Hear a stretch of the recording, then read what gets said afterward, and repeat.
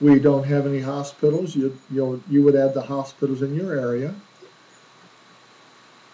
The date, the signature on file. Again, look at a 1500. You'll see there's a box, signature on file, meaning that the patient has authorized you to give information to the insurance carrier, or perhaps to the employer.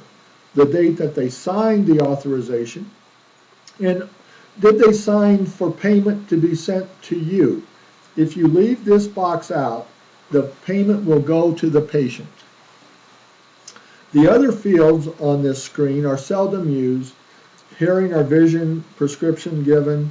You relinquished care for some reason. In other words, you do not want to see this patient again. Was the patient pregnant? Date last seen. Outside labs. If you sent outside labs and you knew the amount, you could put that in. Now I'm going to go ahead and say OK. Now we have a charge header. Sometimes it's hard to remember. We went through all this because we're adding a charge. There may be many of these. Maybe he came in for an ankle injury this time. He had the flu a week ago. And maybe he had a pre-employment physical a month ago. I'm going to select the ankle injury. Now I get to the patient account charge screen. And here we say that this is Craig Parks. He's got Medicaid and he's in collections. These are the 3 diagnosis codes we put in. This is the date entered. We're entering these charges today. If he had a separate facility, maybe we're seeing him at the Rio Rancho facility, we would put that in. If he had a unique account type, we would put that in. Almost every one of my customers uses the HCFA 1500. The UB04 is used by small clinics and hospitals. I'm going to insert a charge. The default date of service was today, but we're behind. We saw this patient, I'm clicking the down arrow, we saw him on 12/24. I could have typed in 12/24. Now we have 1 unit. If you have multiple procedures of the same CPT code, you would change that.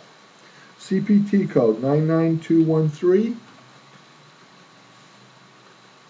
and that is found under the utility menu. CPT codes are copyrighted by the AMA. These are the different charges that I could put in. I can add a CPT code.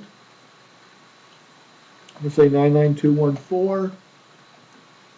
Revenue code is for UB92s. I'm going to say this is an extended office visit.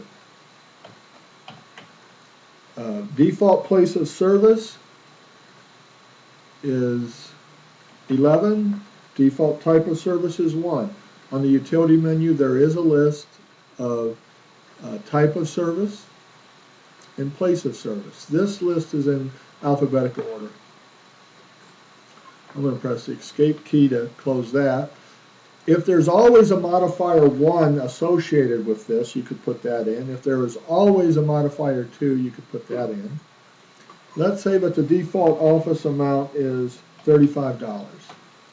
If it's Medicare, it's $24. If it's table 1, remember on the patient screen we could set up unique tables, maybe they get a special rate of $20.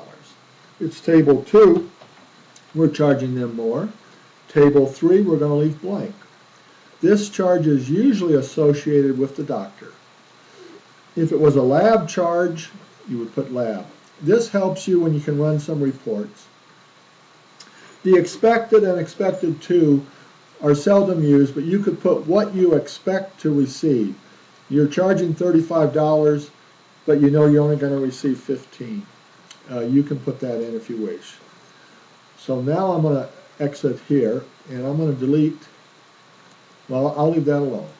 What we'll do is we're going to change, because you notice it didn't put any charge amount in.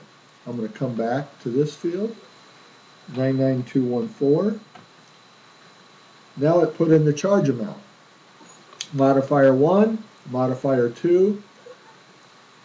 we're seeing this person for, I'm going to tab. He has 3 diagnoses. We're seeing him for 1 and 3. We're seeing him because he has a sprained ankle and he had some sort of abnormal finding. Tab over.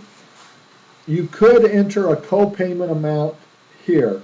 I recommend that you don't, and I recommend that you don't put a credit adjustment in, but you could.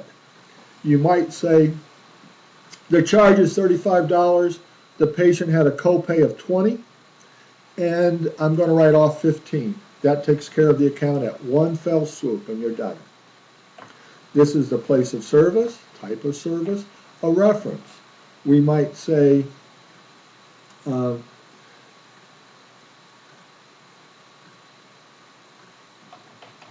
don't know what to say, we'll just say test. Now when I push the down arrow, I go to the next line, and it remembers the date of service. I can come over here. I can put in another CPT code, because you may see the same patient for 2 or 3 different things. Now I'm going to say OK, and I'm going to accept this. I only put in one thing that had a charge. So here's the patient ledger. It shows that this is a charge. We saw him on 12/24. We entered the information on 12/26. It was on ticket number 3. You don't get to change that. The doctor was RP, 99214, $35. No payment credits or debit adjustment. A debit adjustment is typically a bounced check. The balance for this patient is $35, which is also shown here. Now I'm going to close this.